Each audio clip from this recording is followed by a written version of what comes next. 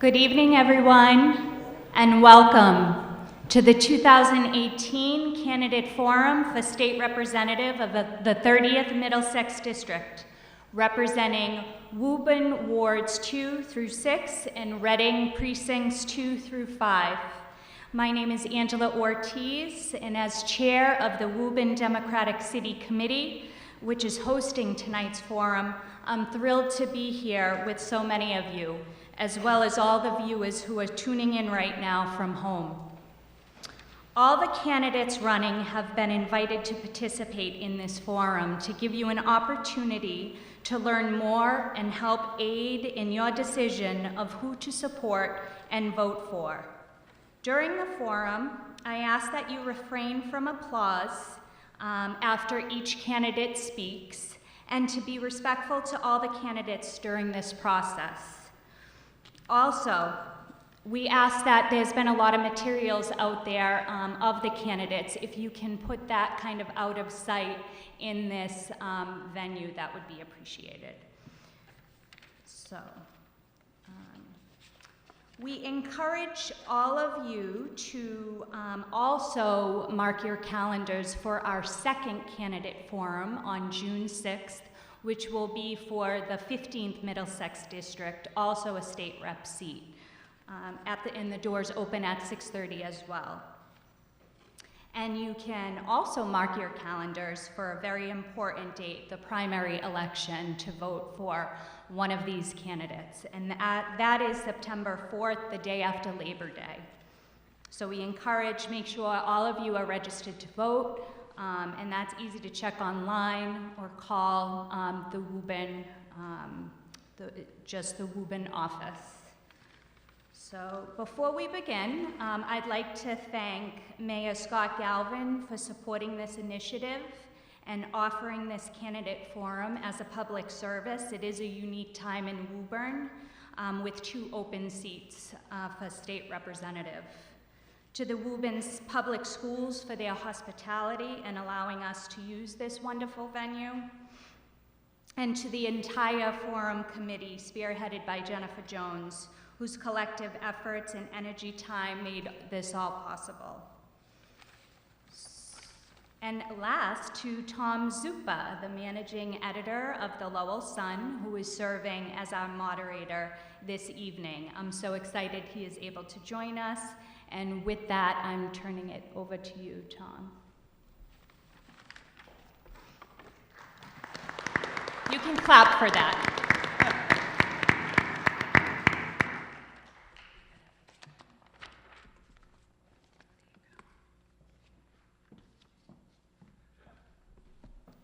Thank you, Angela, and good evening. Thank you for that warm welcome.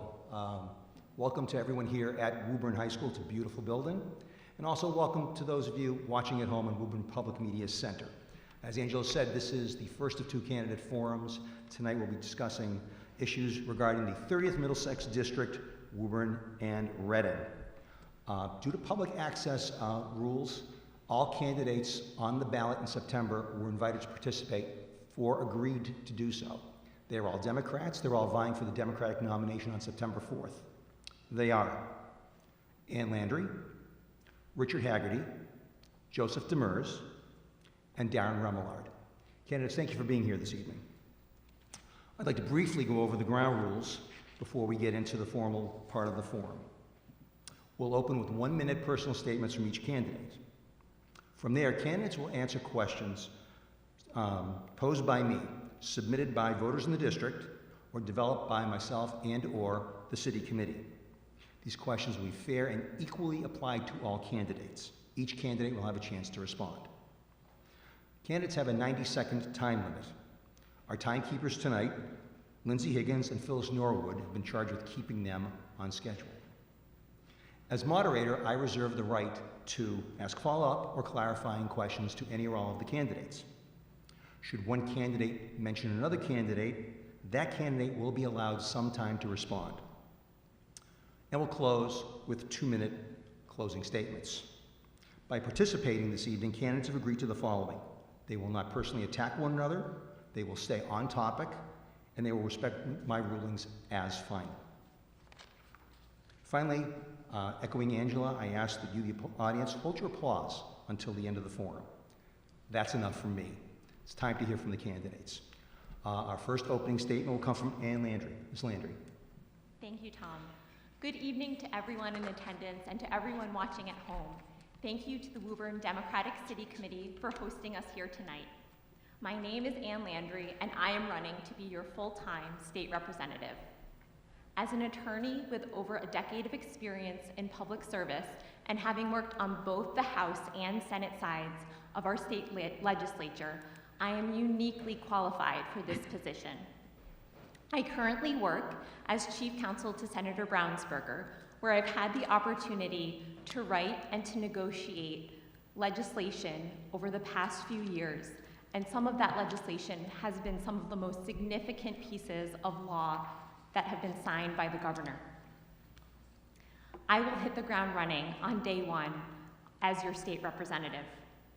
I come from a family of public servants, and my family, including my one-year-old son, is in many ways my inspiration and my motivation to serve. Thank you. Thank you, Ms. Landry. Next up, Mr. Haggerty. Thank you so much to everybody who's here this evening, and of course everybody who's watching at home. As a community leader, lifelong Woburn resident, and longtime friend of Reading, I'm running for state representative to take my experience in the public and private sector to Beacon Hill. I've grown up in this community. I'm a graduate of Woburn High School. I'm a kid who grew up playing at Woburn Youth Hockey and Woburn Youth Soccer. I've spent my life's work representing these two communities in one role or another over the course of the past decade. First as a business leader, later as a member of the City Council, and ultimately as City Council President.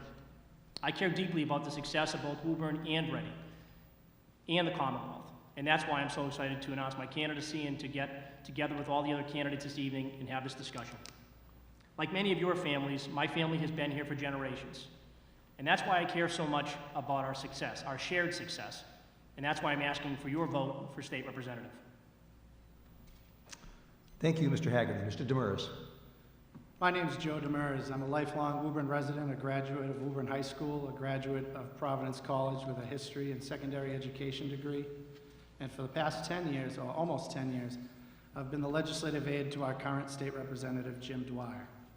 For the past 5 years, I've served on the Woburn School Committee proudly, and this year I've served as a chairman.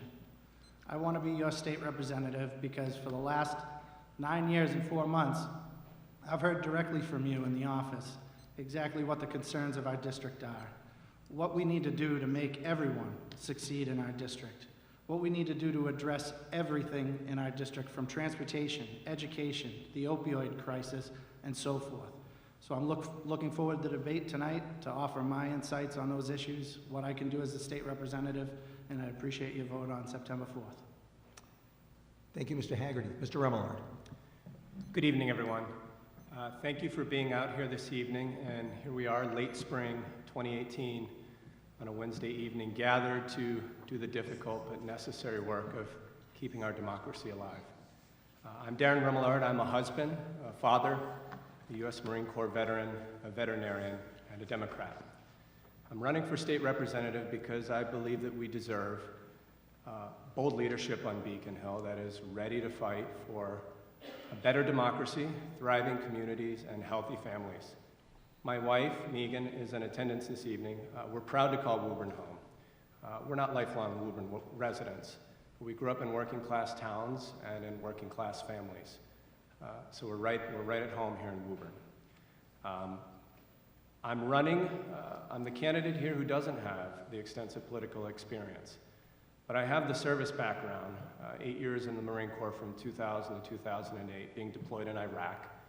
I grew up in poverty. I was a foster kid, so I know a thing or two about that, and I look forward to winning your vote. Thank you. Okay, thank you, candidates. We're now going to proceed with questions. First question is to you, Ms. Landry. If you're elected in November, and you take office in January, what is the first bill you will file? The first bill I will file will be a bill to provide for paid family and medical leave in the Commonwealth.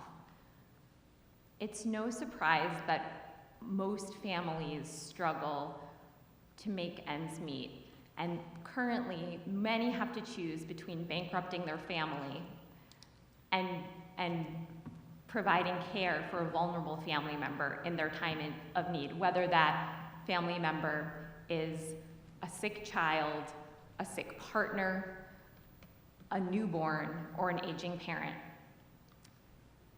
There are very few parents of young children at the table when making policy decisions, and our policies reflect that reality. I pledge to be a strong advocate for children and families. Thank you. Thank you. Mr. Haggerty. Thanks so much for the question. The first bill I would file would be relative to the opioid crisis in the Commonwealth. I would collaborate with folks in the House to put together a piece of legislation to more aggressively address the problem. It's always been about treatment, access, and prevention with this problem. We need to expand the number of beds available for folks who are dealing with this terrible addiction. We need to limit access to opioids more than we do today. Today, it's a 7-day prescription. We need to lower it to a more reasonable number. We also need to improve our prescription monitoring program. Our prescription monitoring program was put in place a few years ago, has done many positive things, but there's not enough teeth in it. So we need to, in my opinion anyways, work toward providing a prescription monitoring program where people are required, doctors are required, to actually update that on a more regular basis, which will give law enforcement officials, physicians, as well as pharmacists, more up-to-date data in order to combat this problem. And the last component I would say that we need to do is on the prevention side.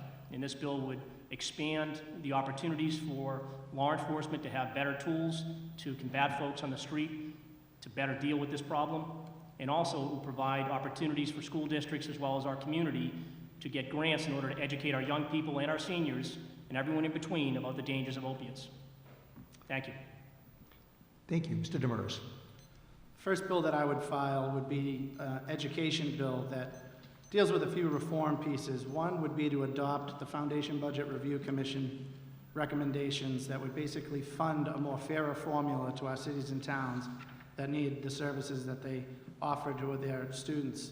The second, currently right now in our budget, we increase education funding around $20 to $30 per student per year. I'd like to see that upwards of $100 per student per year so that we can allow districts to less rely on property tax increases and making the citizens of the community bear the brunt and get more of their state tax dollars back in the community. The third would be a comprehensive review of unfunded mandates. Every time there's a bill filed and passed in the state legislature that has to do with education, it's a cost on our local school districts. So the state should bear the burden of filing bills that include money for those districts so that it isn't a burden on the local taxpayer. Something as similar as, requiring ALS services in each school, or the nursing screenings. So I think that would be a good way to fund those rather than rely on the cities and towns to pick up the tab for something that's decided on Beacon Hill. Thank you. And Mr. Remillard. The first bill that I would either directly co-sponsor or file would be the SAFE Act, so the Securing All Firearms Enforcement Act. Right now, we lead the country in terms of effective firearm safety legislation, but one glaring area that I've always worried about that we're vulnerable to, it's a lack of accountability. When a firearms owner has their firearm improperly secured, it's stolen, or someone who is not the licensed firearms owner gets a hold of it, injures themselves, injures someone else, there really is no real penalty on that firearms owner. I believe that there should be.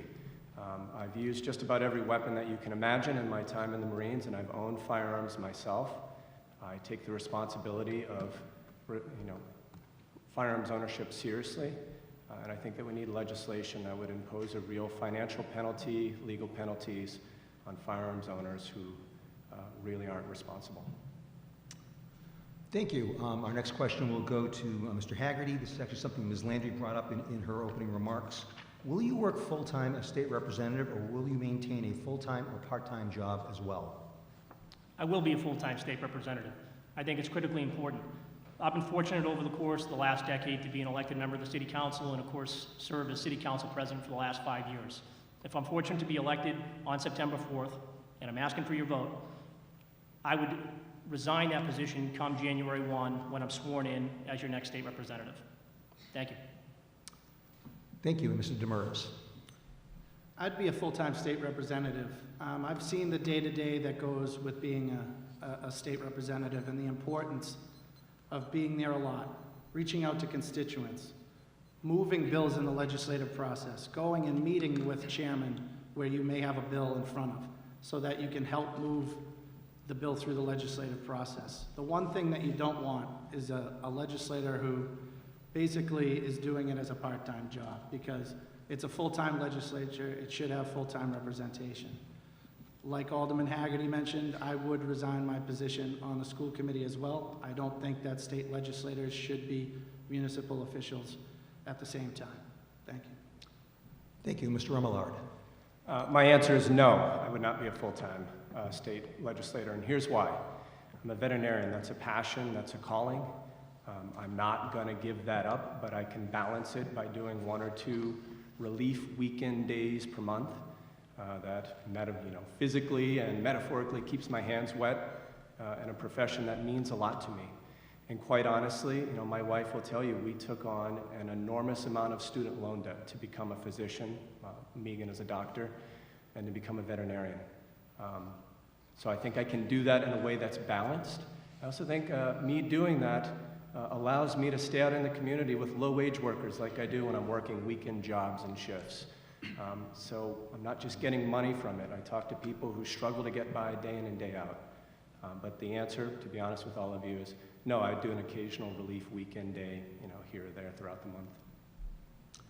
Thank you. Ms. Landry. I bring a high level of care, compassion, and commitment to the work of public service, and it would be an honor to undertake this work on your behalf as your state representative. It is true that becoming a state representative will mean taking a pay cut. It will mean moving from an office with a window and a door to the bullpen, where I will be side by side with my legislative aide and fellow freshman representatives. But I think that it is worth that small sacrifice to do the good work of serving you in a way where my voice and your voice can carry the most weight. I've seen representatives work the job on a part-time basis, and it does seem to be a struggle for them. The kind of work you can do when you put a full-time effort into it is impressive and admirable, and although I certainly understand the financial realities that families face, and it may not be an option for everyone. Thank you. Thank you. We're going to go to our third question now. We'll start with you, Mr. Demers. Last week, the United States Supreme Court cleared the way for sports betting. Today, House Speaker DeLeo said that he did not anticipate taking up a bill on sports gaming in this term, which means it will probably land in the next legislature. Would you vote for a bill allowing sports gaming? What conditions would you like to set? Thanks, Tom. I would support the legalization of sports betting in the Commonwealth. I think with the current structure of the Gaming Commission and the restrictions in place right now on our casinos, there could be a parallel to that constructed. What I think is that right now in the Commonwealth, wherever you go, there is some sort of sports betting occurring right now. I think bringing it out of the shadows, regulating it, taxing it. I read reports that we could have over $60 million a year in revenues come from that industry. And I think what the most important part would be, similar to the casinos, is that the focus of that funding be put towards education. But as in the casino bill, there should always be a portion of that put aside for the problem gambling, to make sure that if folks cannot be responsible or self-responsible in that area, that they have the help that they can get. Thank you. Mr. Remillard. Yes, I would support the legalization of sports gambling. To be honest, I see no distinction with the regulatory framework that we already have. The fact of the matter is we probably have a lot of black market gambling. It should be brought out of the dark and to the light, regulated, taxed appropriately. My wife had the opportunity to actually spend time working with addiction specialists as part of the legislation that required the funding of addiction research, gambling addiction research. So we have the regulatory framework in place already. This is something that I disagree with the speaker. I think it could have gotten done in the last 2 months. Other states are getting this done in the last 2 months, but we'll work on that, and I would support it. Ms. Landry. This is an issue where I would have my ear to the ground and speak with my constituents to find out what it is that they want. I do have a concern that sports betting, like other forms of gambling, could result in essentially a tax on the poor. Having worked during law school and following law school graduation representing low-income clients, I'm very sensitive to the financial restraints faced by low-income people who are battling medical debt, who are working paycheck to paycheck, and I would hate to see a new legalized form of gambling decimate what little savings or resources they already have. But I would consider this an opportunity to hear directly from my constituents on the merits and detriments of this proposal. Thank you. Mr. Demers. Mr. Sorry, Haggerty. Mr. Haggerty. I would support, conceptually anyways, sports gaming and betting in the Commonwealth. I would want to take a look at the bill. I would want to better understand what's being proposed. Certainly the taxation question is one that we would want to take a hard look at. We would want to understand where those dollars are going. Today we know the lottery isn't performing as well as it has in past years, so certainly we would want to redirect those monies hopefully back to local communities, Reading and Woburn, to make sure that we're continuing to get the flow from the state government so we can continue to offer all the important services we do in our community. And the second component of it certainly is making sure that we dedicate some of those dollars to make sure that folks who have gambling problems and addictions are given the tools they need in order to come out from under some bad times and make sure that they're, of course, being dealt with and handled. So again, I would support conceptually the idea. I'd like to take a look at the bill. Where the tax dollars go would be the most important part of the bill that I'd like to take a look at. Thank you. Thank you. We'll go to question 4. This will be first for Mr. Remillard. What is the state spending money on that it shouldn't? Yeah, that's a long answer. Right now, we have a falling prison population, and yet our corrections funding has barely budged. And a corollary to a previous question, the second bill that I would work on would be reducing our corrections budget. We should not be spending as much as we're spending. So that's my answer. Thank you. Ms. Landry. The cost of higher education is a serious concern for many of our residents in both Reading and Woburn. Looking at our public higher education system, it may be worth digging deep and seeing if some of the high salaries could be better allocated so that the funding goes more directly to serve students in a manner that maximizes the potential for student learning. I know that some of the highest paid members on the faculty or staff at the University of Massachusetts, for example, is the football coach. I know that this may be what the market dictates to have the absolute best football program, but I would ask if it's worth looking, doing a deep dive into our higher education spending to make sure we can keep tuition affordable for students across the Commonwealth. Thank you. Mr. Haggerty. It's an interesting question. I can tell you that at the local level, reviewing redundant services is something we always want to look at, and that's what I would like to do when I get to the state legislature. Spend some time figuring out where within the budget do we have people doing the exact same thing, or where do we have the exact same services taking place, where 1 year the state legislature decides that it's a great idea to do something, and 2 years later they decide to do the exact same thing just in a different way. So for me, looking at redundant services would be a big part of trying to figure out how it is we can have cost savings come out of our budget. And something I look forward to doing. Thank you. Mr. Demers. Thank you. So what I would do is I would file a bill to create a commission that would look at our tax structure in the Commonwealth. Over the past 9 years, I've actually worked closely with Representative Jay Kaufman's office. He's the chair of the Revenue Committee. And we've looked at different ways of funding more early education programs and even more regular education programs in our local cities and towns by looking at the amount of tax credits or tax incentives that may be archaic today. One of those situations could be that we have a dairy farm tax credit in Massachusetts. Well, 99.9% of all the dairy farms in Massachusetts are pretty much owned by conglomerates outside of Massachusetts. And they're receiving tax credits within the Commonwealth. And I mean, that would be one idea.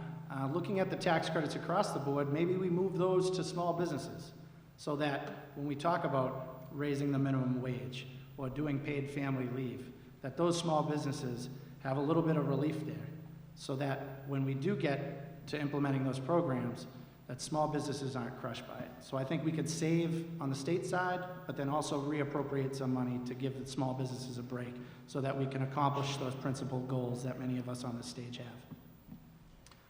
Thank you. Once again, Ms. Landry has anticipated one of my questions, so I'm going to go a little bit out of order of my plan. She did not have the questions in advance. We'll start with you, Ms. Landry. State college education is becoming out of reach for students. For example, UMass Lowell, tuition room and board is $27,000 this year. It's more than $100,000 for 4 years. Why do you think state college costs are rising so quickly, and how should the state keep them under control, besides the $1 million football coach? Besides the $1 million football coach. Oh, sure. Well, we certainly do have a revenue challenge in the Commonwealth. So while it would be important to look at spending and make sure that we're spending in a fashion that maximizes student learning, which I absolutely believe, we also need to look at revenues in the Commonwealth. And where I thought you were going was don't touch on the millionaire tax. But I do support the Fair Share Amendment. I do think it is essential that we invest further in our public education, including our higher education system, as well as in our transportation system. And I know that the Fair Share Amendment is designed to expand these services in our Commonwealth. It's interesting, higher education costs are out of control, but so are early education costs. I think about the fact that childcare and the average cost of childcare for an infant in our Commonwealth exceeds that of in-state tuition in our Commonwealth. We really need to look at our education system from the earliest learners, our littlest learners, all the way through higher education to make sure that it is affordable for families of all income levels. Thank you. Thank you, Mr. Haggerty. This is a great kitchen table issue. This is what families in Woburn or Reading are dealing with on a daily basis. They have a junior in high school, thinking about where they're going to go, planning for senior year to make the big decision about where to go to college. Oftentimes, these decisions today are being made based on financial realities in their own lives.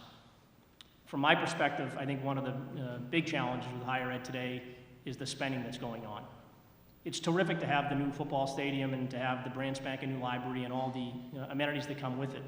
But the challenge is, of course, that we've driven higher education costs through the roof. In the last 20 years, the cost of higher education since I got out, it's more than doubled. That is totally unsustainable in the long term. So we need to find a way to control the expense side of things as much as we need to, of course, get creative with regards to revenue. Thank you. Mr. Demers. Thank you. And Alderman Haggerty is right on the point on this issue when it comes to kitchen table issues. I remember when I was getting my acceptance letters, sitting around the kitchen table with my father and my mother and looking at those possibilities. And never in their mind was it that Joe couldn't go to that college because it was going to cost too much. We'll make it work. We'll make it work. And up until a few months ago, I was still paying college loans.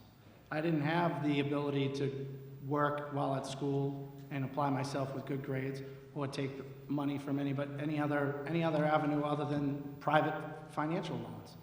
So the children and the parents who are basically mortgaging their futures. I mean, my generation right now, we can't invest in the market. We can't go out and buy homes that we want to buy. We're having a hard time staying here in Woburn because of college debt. So I would look at the myth that's going on right now is that tuition's gone up. It isn't. Tuition is roughly the same. The problem is the fees have gone up. So the Abigail Adams, John and Abigail Adams scholarship that your children get for doing well on the MCAS, yeah, it'll cover the tuition, but then you still got $25,000 a year at UMass to fund.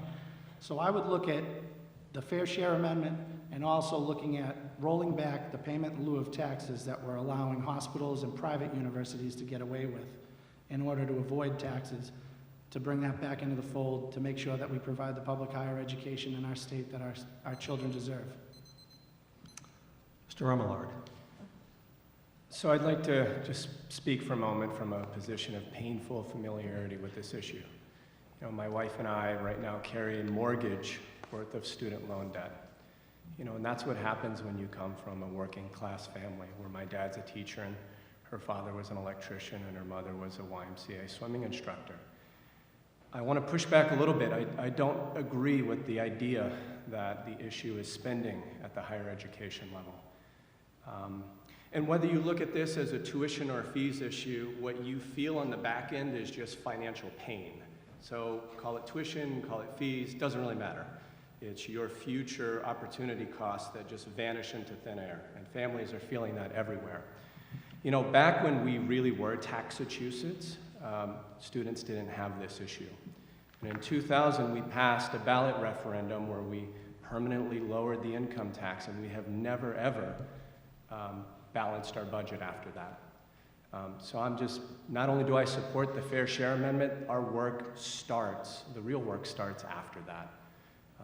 So I'd like us to get back to being Taxachusetts again so that students can actually work that summer job and walk away with barely any debt whatsoever, and where our public transit isn't breaking down every 5 minutes. Thank you. Our next question goes to you first, Mr. Haggerty. We've heard a lot in recent months in the news about misconduct at the State House, from the unfortunate case of Senator Rosenberg's spouse to the perceived mistreatment of Representative Diana DeZoglio. Should state employees and lawmakers be barred from entering non-disclosure agreements and have to pay for their misdeeds themselves? No. I think at the end of the day, making sure that our public process is in fact public is a critical part of making sure that everybody's doing what they're supposed to be doing. The more things that are going on behind the scenes, and again, this is something that people see this at the local level, the more open you are with communication, the more likely you are to understand what's going on, the more likely you are to contribute, the more likely you are to raise questions and concerns when you see something that's inappropriate going on. So again, my opinion is it should be a totally public process and everything. Everybody should know what's happening. It holds people accountable. And that's what we should be spending our time doing, making sure that folks are doing their job in an area, in a way, rather, that is becoming of the office and worthy of the state that we live in. Thank you. Mr. Demers. So after 9+ years at the State House, I think the one phrase that I've emblazed in my mind is sunshine is the best disinfectant. I think if you look at it where we have everything out in the open, any settlements that are made should be reported. Any non-disclosure agreements or any offers of non-disclosure agreements should be placed out in the open. But then there needs to also be appreciation of the victims in the situation. Maybe a victim of one of those situations would prefer that there be non-disclosure of what occurred. So I think there's a balance here. I think by saying, no, we won't enter in any non-disclosure agreements, offers some type of liability to the victims in the cases. So I think if we generally have the rule of thought that we do not enter in these types of agreements, fine. But depending upon each and every case, I think it should be up to any victim to choose whether they don't want any disclosure happening about what went on. And may I add, Mr. Demers, that journalists are very happy about sunshine disinfectant as well. Thank you. Mr. Remillard.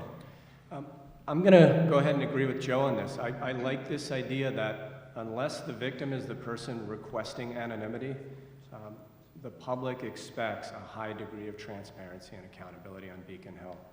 And it was rather shocking to hear these many stories just drip out one by one until it turned into a deluge. So I am not, just as a matter of principle, I come from a Marine Corps background where It's instilled in you to do the right thing even when no one's looking. So I'm personally opposed to this, closed culture when you hold a public office. That just rubs me the wrong way. Ms. Landry.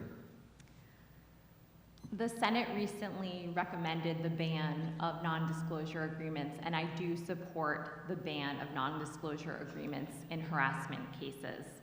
I do also support the ability of victims to come forward in an anonymous way that will allow them the security to proceed with complaints of harassment.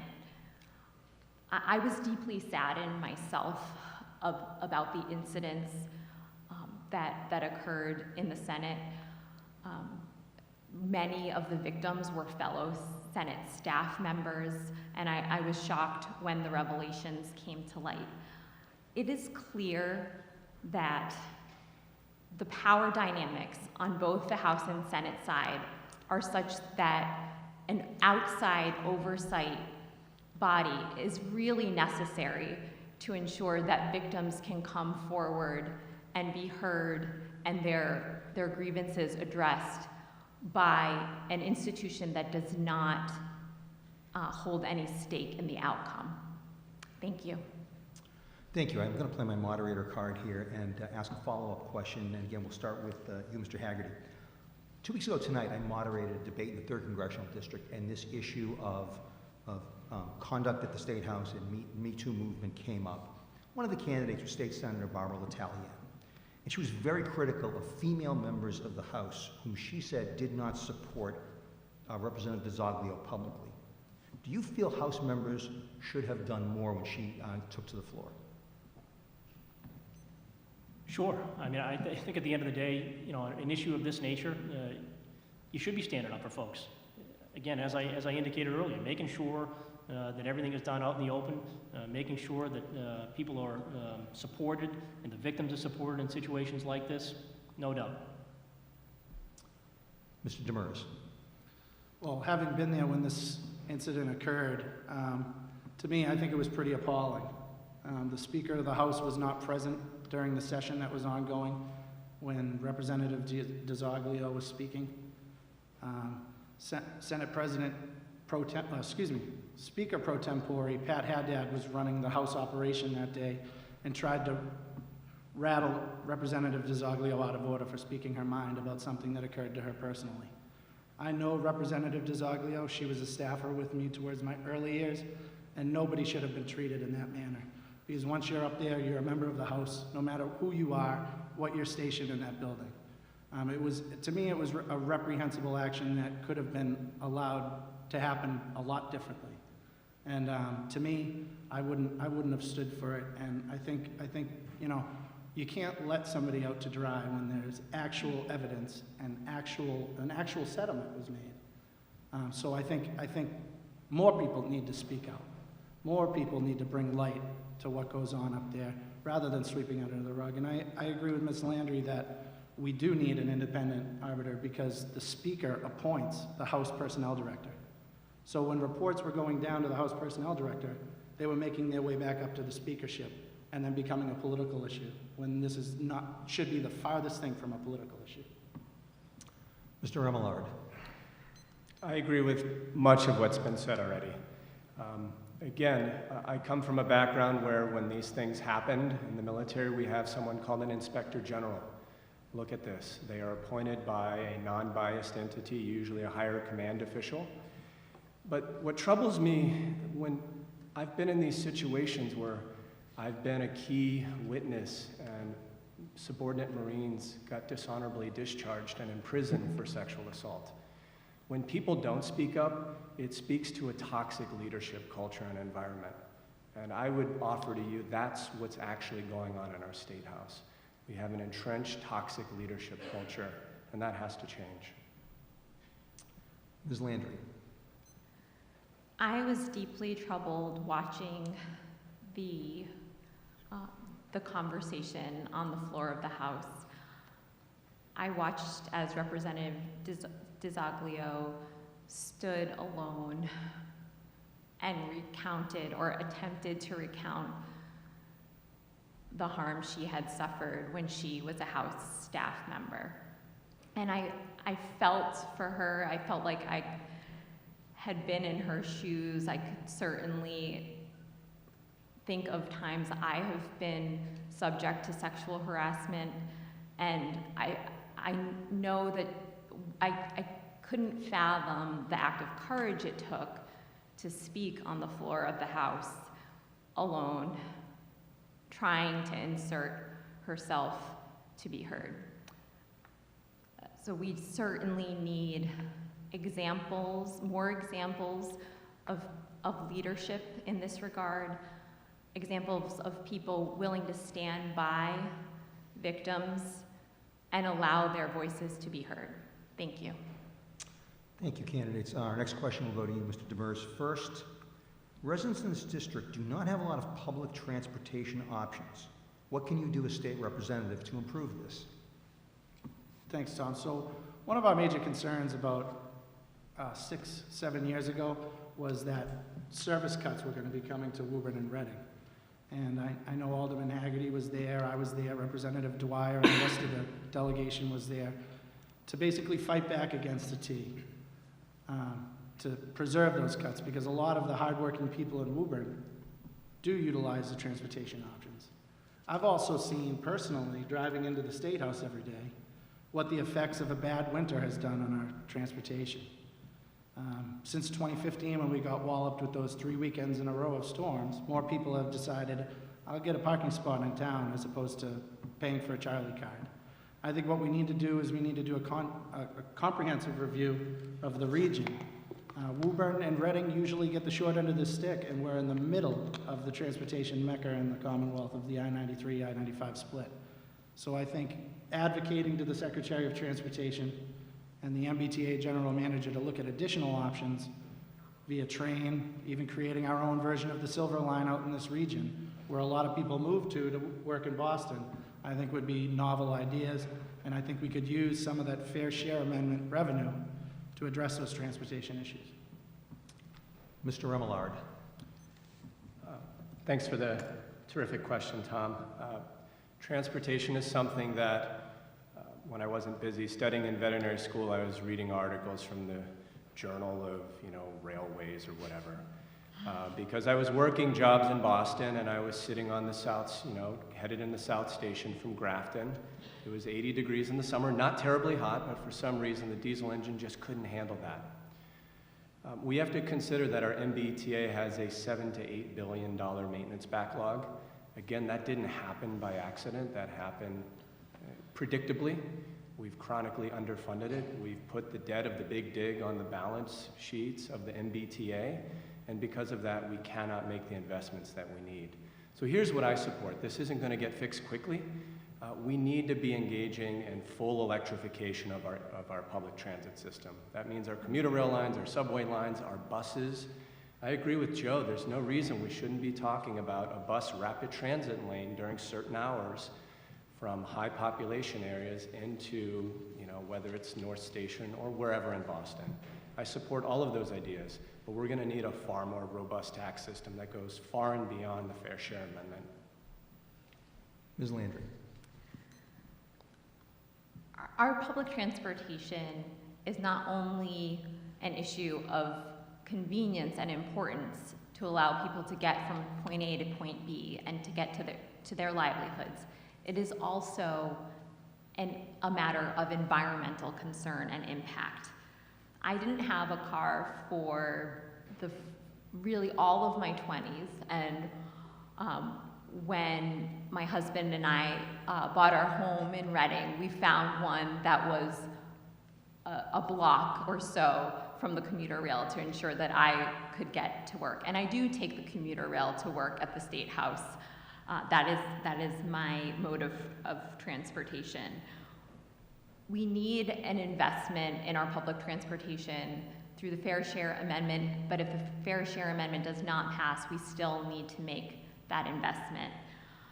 I would be working by hosting office hours and working collaboratively and closely with local elected officials, and I would listen to constituents to identify the priority areas for Woburn and for Reading to ensure that our public transportation options are robust and adequate for this area. Thank you. Mr. Haggerty. Thank you. So there's really two parts to this question. The first is the local issue, which is, how do we provide public transit options within Woburn and Reading that connect Anderson to major employment centers, Cummings Park, Trade Center, our downtown. That's a big part of the equation today, and that's something that I've worked on for many years with the Woburn Business Association. I know the Middlesex 3 is doing great work in Burlington and Lexington.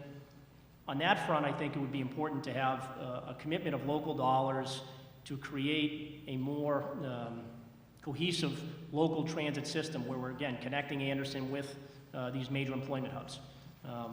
I also think we should put back online Mishawum Station, which is behind what's now Dave & Buster's. I think that would provide greater access for folks who live in the School Street area, and as well as the folks who are working in and around that area. The second component certainly is the question of the MBTA. The biggest question with the MBTA is reliability. And I can tell you that if you're somebody who's taking the red line, driving over to Alewife, you're driving to Sullivan Square and taking the orange line, and you're waiting on the 354 downtown, you know better than anybody that the biggest problem with the MBTA is it's totally unreliable. And it's going to require an investment in infrastructure in order to improve the reliability. And that's something I look forward to advocating for, to make sure that we have reliable service for everyone here in our area and in the district. Thank you. Thank you. We are going to go to this last question in the second round. It'll be you, Mr. Remillard. Would you vote for the Safe Communities Act? Yes, I would. Ms. Landry. Yes, I would vote for the Safe Communities Act. I believe it is important for our local law enforcement to have a relationship with the community they serve that engenders trust.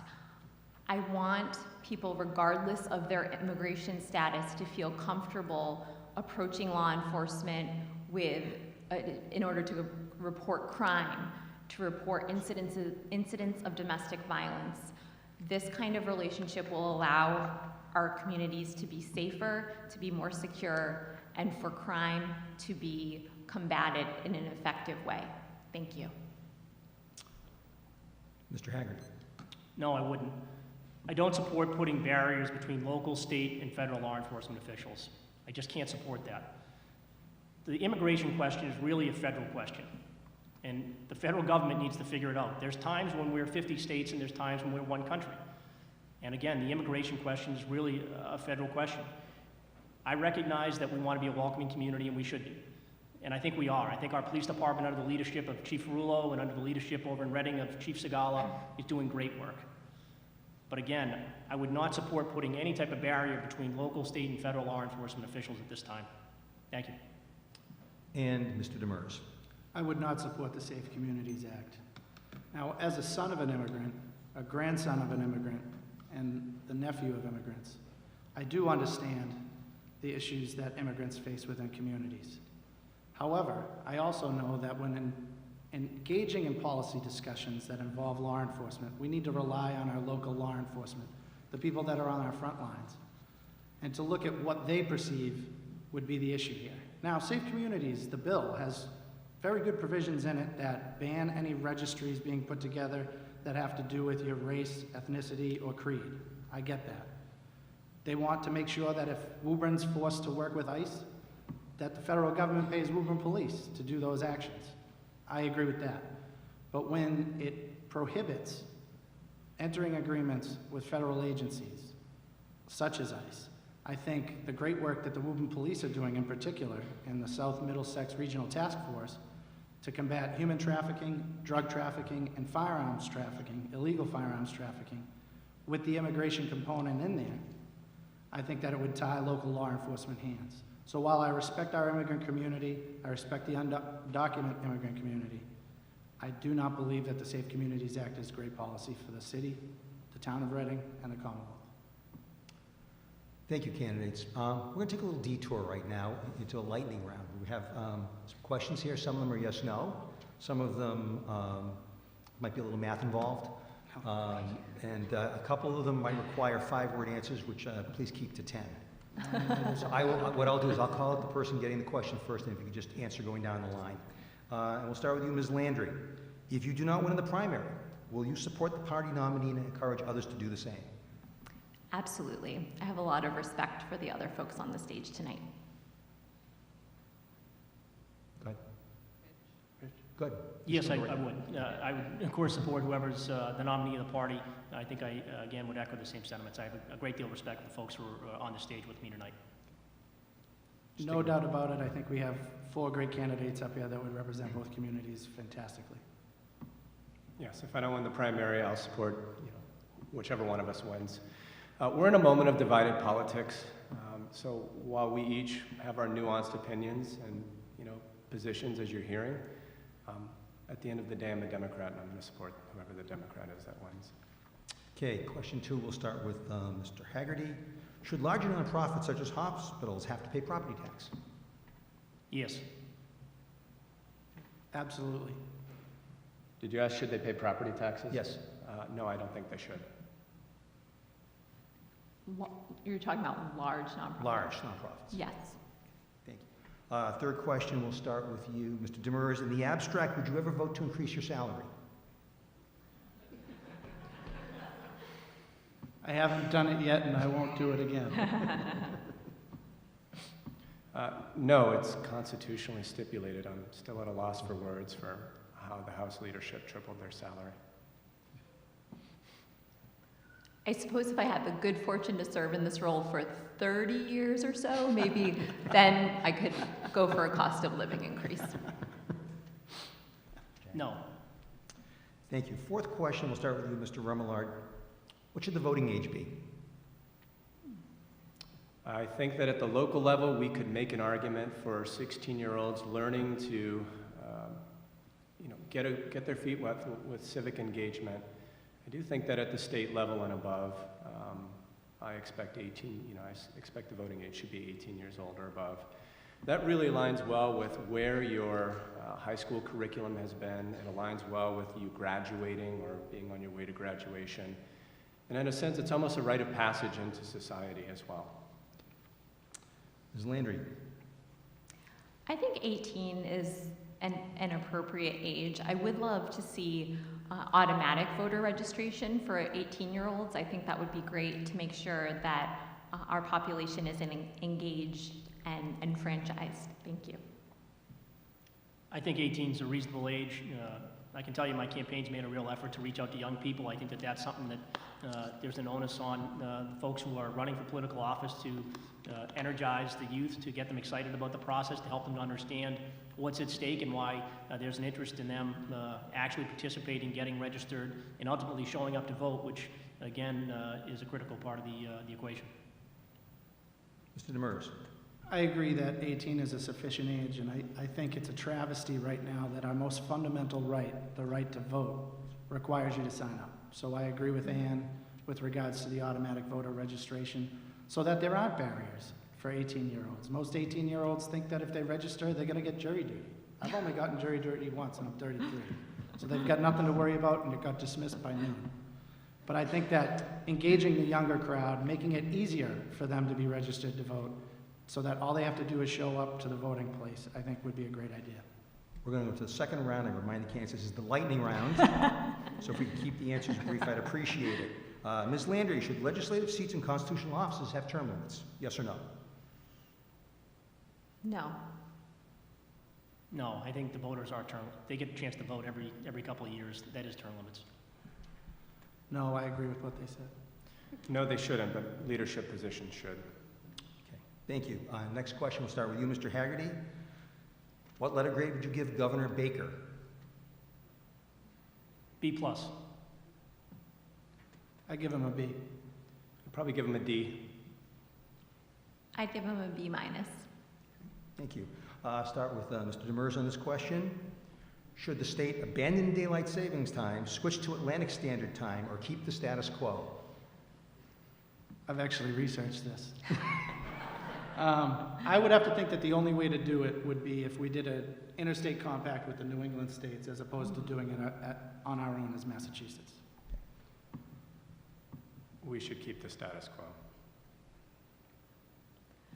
I have read about there being problems with increased accident fatalities when daylight savings time changes. So I think it merits consideration, but I don't know where I come down. I have a flight out tomorrow at 8:30, so I'm hoping it doesn't take place in the next 24 hours. But beyond that, no. Okay, Mr. Remillard, 5 words or less, what one quality do you believe is most important to possess to hold public office?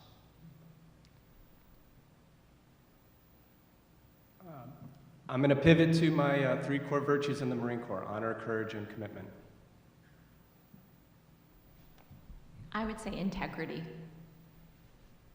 Character. I would say with what our state rep had, honesty, integrity, and character. Thank you. We're going to do one more round. These are a little less stressful.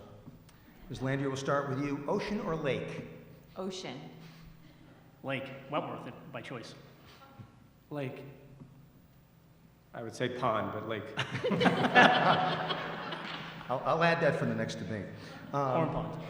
Mr. Haggerty, what is your guilty pleasure food? Chocolate. Spaghetti. Pizza. Old-fashioned donuts in the morning. Okay, Mr. Demers, if you had the power to take one show off television, what would it be? Anything on reality TV. The new Roseanne show.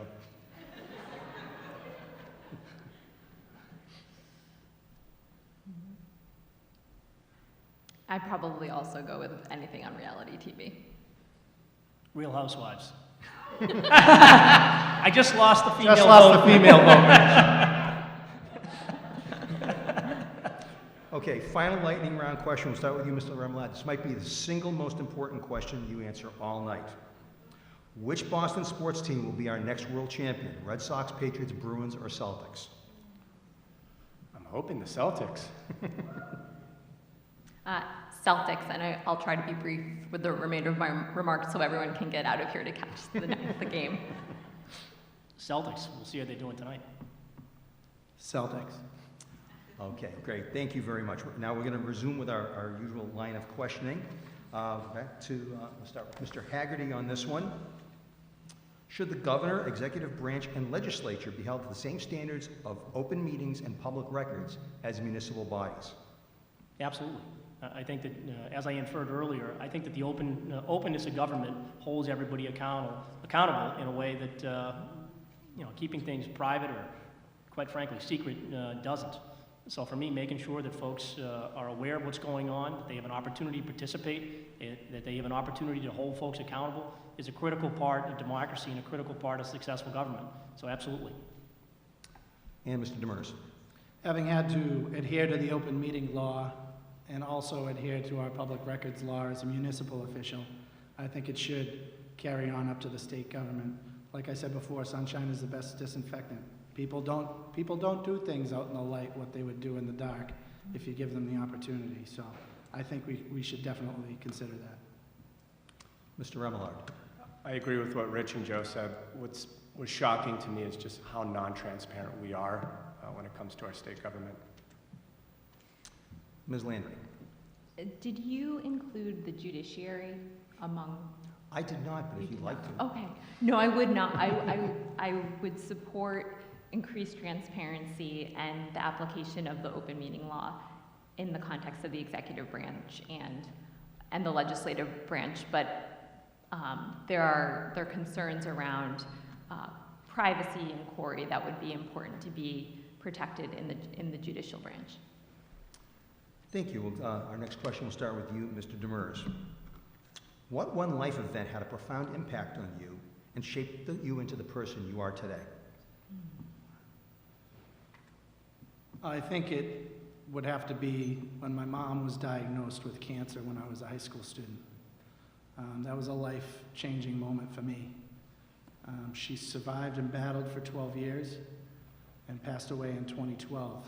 And I think seeing her perseverance, seeing her constant hope and always looking on the bright side of life. She always used to tell me, don't sweat the little things, because the big picture is what we need to look at. So I think her steadfastness and the way that she fought, and the way that she taught us to never give up, I think that was the seminal moment of my life. Mr. Remillard. I would say it was the day that I met my wife. She's in attendance here.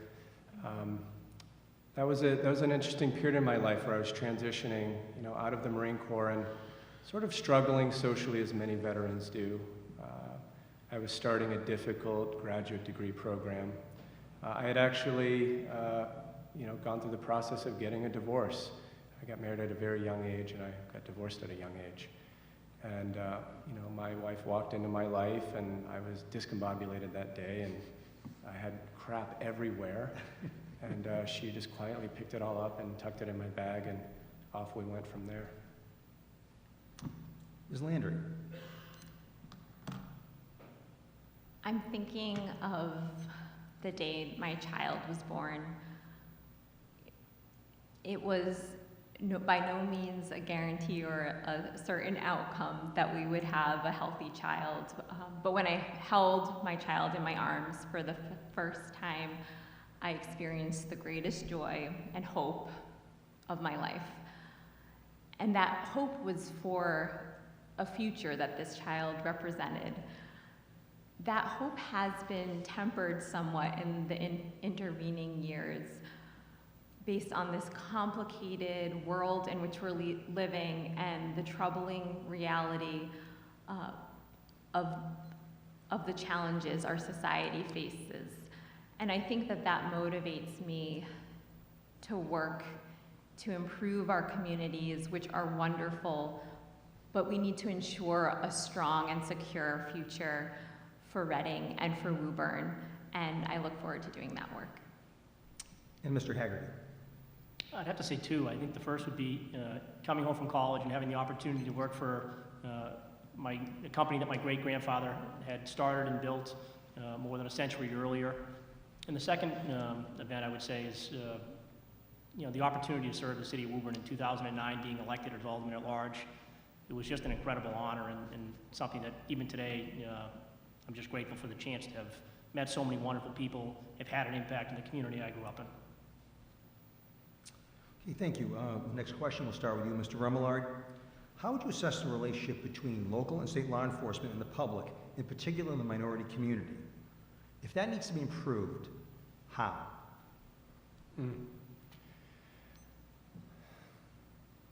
As best as I can tell from having met with Chief Ferrulo, I haven't had the opportunity to meet Reading's police chief. I would say that the relationship dynamics between our local and state law enforcement are really strong. There's a high degree of cooperation. The angle that I worry about, and I made it clear that I would support the Safe Communities Act. We have our sheriff's departments, which are essentially engaging in unfunded mandates of a sort. And I'm a little more troubled by that law enforcement angle. But I think we're incredibly fortunate that we have politically and socially savvy local police departments and leadership. And I think we should be pretty thankful for that. Ms. Landry. I have a great deal of respect for the law enforcement communities in Reading and in Woburn. I know that they work very hard to engage in community policing that works directly with the members of the community. I'm sure, and I know that certainly our national climate can instill fear in members of minority communities, and that shouldn't be discounted. And I would certainly encourage our law enforcement officials to continue their good work of community policing and outreach to make sure that they're building those relationships to build and to continue to build trust. Thank you. Mr. Haggerty. I think our local law enforcement are doing a terrific job. I've had the opportunity to work with our police department up close and personal for the last decade. And I can tell you, they're a great group of people who are committed to making the city of Woburn safe and secure and a great place for all of us to live and work. Social Capital Inc., I think, has run a bunch of terrific programs where our police department has engaged the immigrant population in our community, and that's been incredibly introductory and positive. I also think that over in Reading, they're doing great work with the Coffee with the Cop that Chief Segala started when he was first put in place to make sure that he has the opportunity to interact with folks in the community. Reaching out is a giant part of this. I think the term community policing is a great term to use because it does describe what we're trying to do here. We're trying to make our community a safe place for all of us, and we're in this together. So I think they're all doing a great job. And Mr. Demers. I think the local law enforcement and state law enforcement relationship in both Woburn and Reading has been phenomenal. I think as evidenced by the Regional Drug Task Force and our relationship with the federal government for that matter, that is literally having both communities have members of our departments on the front lines in fighting the drug trafficking and the opioid epidemic. With regards to the tenuousness between some law enforcement and the minority community, I think our number one goal there should be additional funding for our cities and towns to infuse more community policing. I think we got away from that in the 2000s and now, where we need to be recruiting candidates for the police department from different backgrounds, different demographics, and make sure that we're policing our communities with people that look like the people that live in our communities. Boston's doing it right now pretty well in certain areas. They obviously could do better with more funding, but I think the community policing aspect that's been lacking in years, not because they didn't want to do it, but because they didn't have the funding to add more officers to shifts to actually go out in the community like they want to. And by the way, they're doing a phenomenal job of getting out into the community as is. Thank you. I will have time for a couple of more questions. We'll start with you, Ms. Landry. How do you define the term leadership? And can you give an example in your professional career of an instance in which your leadership helped others? I would define leadership as one that brings all stakeholders to the table to ensure that no one is discounted. I spent the past 4 years working on criminal justice reform legislation as chief counsel to Senator Brownsberger. During that time, we spent time visiting courts, prisons, and communities across the Commonwealth and sought to bring every stakeholder to the table to build consensus, from law enforcement to judges, correctional officers, district attorneys, the Attorney General, public defenders, prisoners, crime victims, and families of crime victims. The result was a bill upwards of 100 pages that passed the Senate unanimously on April 4th and passed the House 148 to 5 also on April 4th, and the governor signed into law on April 13th. It's also an example of the kind of leadership it takes to pass a significant piece of legislation, and it's also an example of why I will be an effective state representative. Thank you. Mr. Haggerty. I think leadership is the opportunity to bring people together. For me, I've been fortunate to be able to be elected as city council president 3 consecutive times over the course of the last 5 years, unanimously each time. And I bring it up only because of the fact that I think it's incredibly important when you have folks around you who recognize your ability to bring people together. You know, in a day and age when politics is so divisive and we have everybody on the left and everybody on the right and not a lot of folks in the middle anymore, it's critically important to make sure that we have bipartisan people bringing folks together. I've had the opportunity to do that on the city council, and I work with a fantastic group of people, and I recognize every single time I sit down with them that I'm not always the smartest person in the room. I'm not always the person who has the best idea. But what I am is somebody who's willing to recognize those two things and bring people together to put together a package, piece of legislation maybe, or just as simple as an idea that really can make a difference. Thank you. And Mr. Demers. The number one thing that you learn after serving in state government and then serving in municipal government is it's one thing for a politician to talk the talk. It's another thing whether they'll walk the walk. And I think serving with a great group on the school committee, seeing and working with the great group on the city council, the key to being an effective leader is being able to bring people together to come to a common end or a common goal. You may not agree on everything. You may not want something in a piece of legislation up at the State House, but 99% of it is going to do good for your district. And then a leader makes tough decisions, like voting against repealing the 8-year term limit for the speakership, voting against changing the U.S. Senate appointment law. That's leadership examples that our representative right now has shown us. And I think, last but not least, it's, you know, the easiest way to show somebody is a leader that just talks the talk, is a leader with no followers is basically just a guy out for a walk with himself. So I think working together, coming to a common end, I think leadership, you see it more than you hear it. I'll put it to you that way. And Mr. Remillard.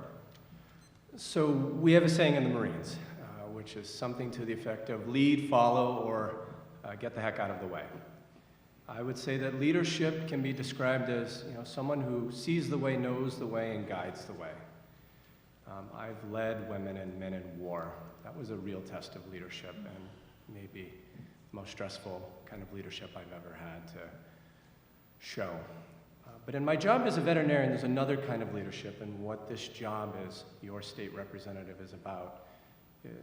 There's a leadership that comes with listening, with empathy. I have to give really good people really bad news sometimes, and I don't like doing that. It also means that when you do that enough, you learn to not be afraid of really difficult conversations, even if you disagree with people. So in this job, in this capacity, leadership is being out there in the front, being present, being available, being over-available to the point of annoyance. Thank you. Next question, we'll start with you, Mr. Haggerty. According to a recent study, by the year 2035, 1 in 4 Massachusetts residents will be 65 or older. Name one thing you believe the legislature should do to address the challenges of a growing senior population. Interesting question. Well, again, I think healthcare spending is one part of the equation. Making sure we have ample housing for folks is another part of the equation. But again, my opinion is, I guess, generally that folks are, aging population are doing, they're taking care of themselves. They're doing pretty well today. But certainly we want to make sure that we have appropriate health care for folks as well as housing. Thank you. Thank you, Mr. Demers. Yeah, with regards to our elderly population, the number one thing that we've received at the State House in terms of phone calls has been about housing. A lot of seniors have gone and made decisions that affect their future in terms of maybe a reverse mortgage or downsizing into a smaller home or renting an apartment at in-laws. And what has occurred is that when they look to make a housing move into public housing, the wait list is 7 years long. So I think we need to do, one, a better job of advocating for housing and letting seniors know there's a bigger process that exists. But two, we need to start building more senior housing. The elderly population is going to keep growing, and the baby boomers will soon be in that same situation. And right now, we don't have the housing stock we need. The second would be elder protectional services. Elderly folks are being taken advantage of left and right. We've had constituents call in and deal with that situation with us, looking for recourse when they're out thousands upon thousands of dollars because either a family member took advantage of them or a scam via the telephone took advantage of them. So I think putting more protections in place, but then giving them the housing that they need are the number one steps we should take. Mr. Remillard. So I won't apologize. I support single-payer universal health care. I enjoyed it for 8 years in the military. When people talk about Medicare for all, I had TRICARE for all, the equivalent of that for military service members. So I don't mention that as some crazy left-wing idea. There's a reason Uncle Sam doesn't use our approach to health care. When it comes to local senior issues, we put together the Woburn 2016 Housing Production Report. It was a really detailed, phenomenal 75-page report. I'm actually blown away by the proactive steps that the city is taking, recognizing the need for diversity of housing options.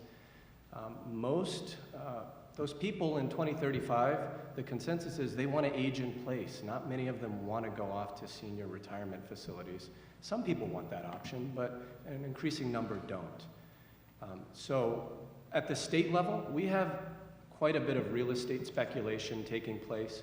I'm actually in favor of a state level luxury property tax for these unoccupied $2 million properties, and using that to establish a state level fund to increase housing affordability. Lastly, with the Paid Family Medical Leave Act, I want to work to make sure that elder care is included into that. Ms. Landry. Last week, I was knocking on doors and the door opened and a woman in her 90s was standing there and invited me in. She told me how she felt fortunate because she was able to comfortably age in place because she had both adequate financial resources and a very supportive family.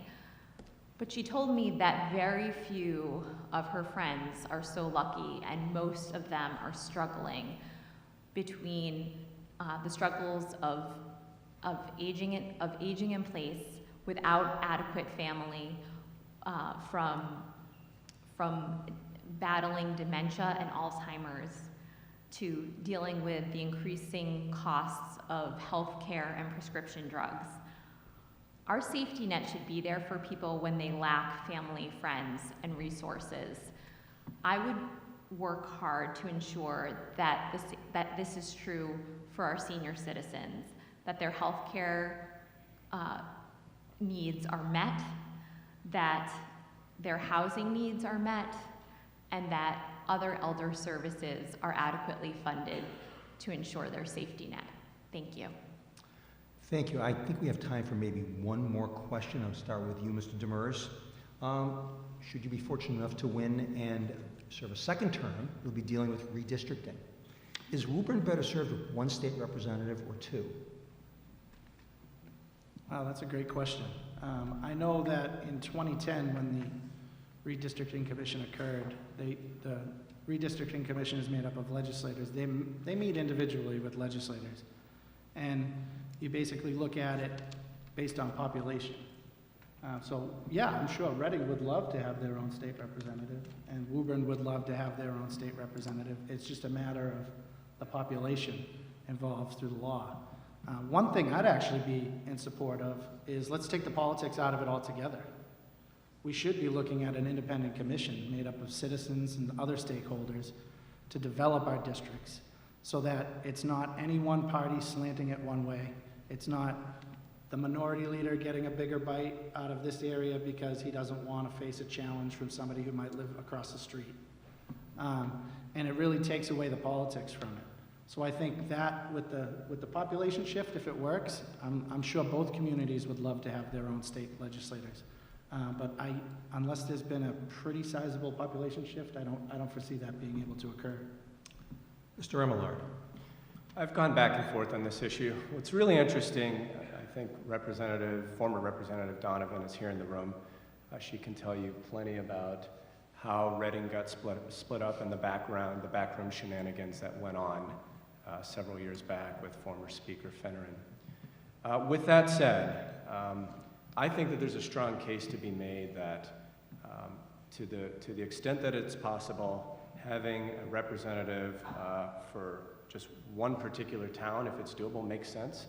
The population demographics, it actually looks like Woburn's going in that direction. We're right on that 40,000 population cusp, and so is Reading. I think that Woburn, because of our commercial tax base, because of our infrastructure concerns, because we're on this high speed or high population density corridor with the commuter rail line, it actually makes far more sense to have a state representative just for Woburn. Ms. Landry. So Reading's population isn't sufficient that just Reading would have its own state representative. There will always need to be, unless we see a huge population boom, additional town or city or community. Personally, I would be very disappointed to lose the opportunity to represent the people and new friends and colleagues that I will have made and making now in Woburn. But I would be open to a conversation about what my constituents wanted. Thank you. Thank you. Mr. Haggerty. Conceptually, yes. Again, Woburn is approximately 40,000 people. During the 2010 census, there was a big chunk of the population who actually wasn't counted up on the Reading line. It's almost, we think it may be as much as 800 people. So that number is going to be included in the 2020 census. But I will just say, beyond that, we've been really fortunate to have two great state representatives over the course of the last 10 plus years. Representative Dwyer, who's a personal friend, has done a great job representing our community and representing Woburn and Reading values. Representative Kaufman has done a terrific job as well. I've been fortunate to work with them both on a variety of issues. So we've been really lucky to have great leaders representing our community in Beacon Hill. And I think with the slate of candidates we have, my hope is that we're going to have great leadership continue. Thank you. Thank you. I think it's time we go to final remarks. Mr. Remillard, you get the next question, so you're going to go first with closing statements. So I open by, giving my introduction, who I am, why I'm running for this race. What I bring to this race is not the experience I have in government. It's the experience that I have outside of elected political office. Now, I understand that puts you in a conundrum because the moment you're elected, you're one of those people. You're an insider. I think that we're in a political moment. I got into politics helping friends of mine in other local offices get reelected. And I was rather shocked by the degree of apathy. Just people don't care. I've lost too many friends for people not to care. So I'm in this race because I think I have a lot with my life story, with my background. I have a business management major, with a professional degree as a veterinarian, also another master's degree in biology. And as I said, this job is fundamentally a listening job and then an execution job. And great leaders, great representatives are people who can go out, engage with a diverse audience, mostly people who disagree with you. Now more than ever, we need that. And then find a way to translate that into meaningful policy and go out and execute that for your voters, for your constituents. Thank you. Ms. Landry. Thank you to my fellow candidates for tonight's spirited conversation and to the Woburn Democratic City Committee for organizing this event. When I graduated from law school, I secured a part-time fellowship at an organization called Health Law Advocates, where I work to ensure healthcare access for low-income clients while being on Mass Health myself, as the stipend I received from my law school placed me below the poverty line. But it was clear how challenging navigating our systems could be. Our safety net should be there for people when they lack family, friends, or resources. None of us are immune to life's challenges or tragedies. I have both the personal and the professional experience that will allow me to be an effective state representative in providing constituent concerns. I will work to ensure that our society cares for people when illness, addiction, unemployment, housing instability, or other loss rocks the foundation of their lives. And as your state representative, I pledge to be there for you as well. When you have a question and the answer seems lost in bureaucracy, I will help you navigate the system.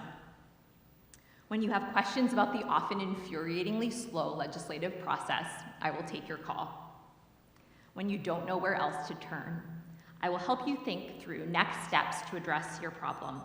I will listen, empathize, and I will work to find answers for you. I'd appreciate your vote on September 4th. Thank you. Mr. Haggerty. Well, thank you everybody who's here, and of course everybody who's streaming on Facebook and the folks watching at home. After nearly a decade on the City Council, I hope that I've earned your trust, and I hope that I've earned your vote. I'm the only legislator in this race, the only person who's put his name in a piece of legislation, drafted it, advocated for it, and passed it. As a legislator for the past 9 years, I've been proud to work together with a variety of folks to make sure that we're protecting our veterans and seniors. I've supported 2 school building projects. I championed our public library project. I expanded our free cash position, improved our bond rating, and have encouraged economic development throughout our community. I want to take that experience to Beacon Hill, and that's why I'm asking for your vote. I know firsthand the importance of working with local and state leaders to solve the complex challenges that face our district because I've done it. First as a business leader, later as a member of the City Council, and ultimately as City Council President. I will bring to the House a deep understanding of the issues faced by our district and a proven track record of building relationships and delivering results. Lastly, if you don't remember anything else that was said tonight, remember this. This election is about Woburn and Reading. Woburn and Reading people, not about Beacon Hill. So I need you to talk to your friends and your neighbors, talk to them about what we care about and why we care about it. And I'm asking for your vote on September 4th to be your next state representative in the 30th Middlesex District. Thank you. Mr. Demers, you get the last word. Well, I want to thank everybody for putting together this great evening of discourse and sharing ideas. I think the main question that we all have to ask ourselves is, which candidate here is ready on day one after swearing in at the State House, if given that honor? And I think you need to look at it in the prism of, who's helped a mom looking for health care for their child? Who's helped a father who's out of work look for a job? Who's helped a student find resources to help deal with their college loan issue?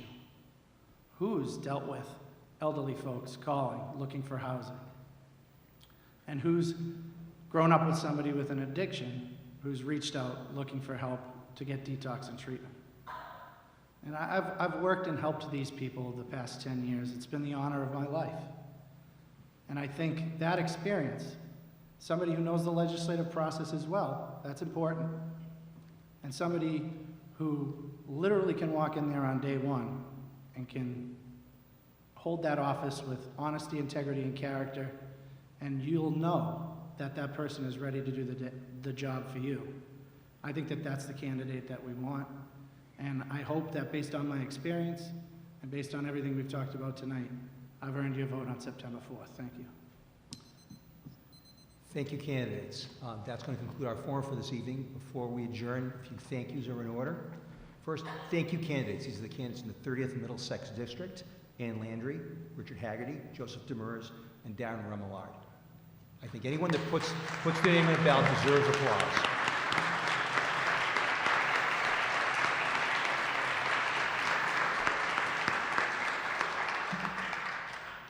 I'd like to thank you, candidates, for your thoughtful answers and for making my moderating job very easy this evening.